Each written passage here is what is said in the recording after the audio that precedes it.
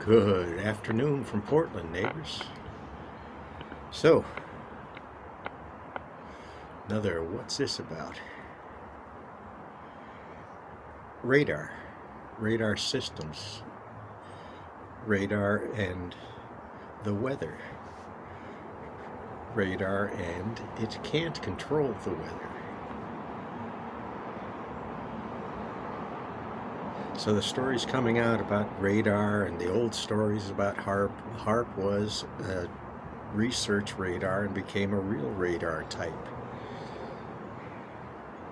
But that's radar systems. A big part of that was top secret, which is why a lot of the noise gets made around it, because it was a secret and it no longer is. So, weather controlling a radar, how would that work? It'd be something with a massive antenna that would point to the sky. Okay, we have some of those. We know radar works.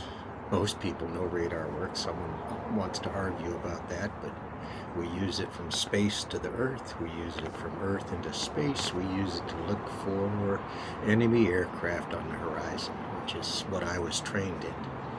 So, yeah, radar works. But why can't it control the weather? This is where you get into the physics of radar, how radar actually works and what it interacts with, what it bounces off of, what it passes through, how well it passes through something. That's another tell. Radar waves really don't move, they propagate. So there's this term wave propagation. Now you get into formulas, the physics of high frequency waves, 2-something gigahertz in this case, traveling through the air. And you can call it space, but it's not space, it's the air, it's the atmosphere that this radar is passing through. The waves propagate. So that's an important part of radar and antenna theory, is wave propagation. In the case of radar, it's a directed wave. It's not broadcast everywhere, it's broadcast in a specific direction.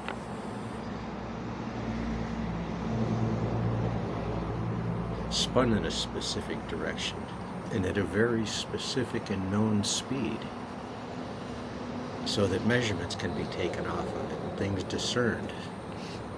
But when that wave packet leaves that microwave dish and is transmitted through the air, pieces of that are reflected back. Pieces of that pass through whatever air it's going through and are unaffected. Pieces of that pass through the air and are attenuated. Some energy is lost passing through that layer of air. And there are layers. Look at the clouds. The radar can see way past where you can see. It can see things you can't see. But we can measure them. And through these measurements and understanding the measurements, we learn. We can see storms coming when they're not visible to the eye.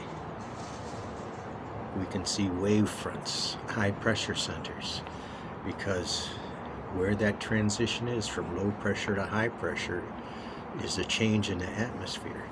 And the radar wave gets reflected back just minimally, just a little bit of a phase shift. And in the old days, it was just put on the screen. In the new days, the computer sits there and looks at this and analyzes it far better and faster than most any human can. But a human's usually got to make the final decision. That yes or no, launch or no launch, or warning system turned on, or no warning system turned on. So there's almost always people involved in these things. They're going to try to AI the shit out of this stuff. And Yeah, it's software. So no, radar cannot modify the weather because of this thing called attenuation. Absorption, these things. The energy, simply put, doesn't interact enough with whatever it's passing through or reflecting on. And now you get into equations. How much energy would a radar system have to be able to actually affect a cloud miles and miles away? These are energy equations that come back to real life and inform engineers and scientists about how things work. So radar, there's a lot to study about it. Denying it is foolish. Understanding it is complicated. So Google will tell you what's out there.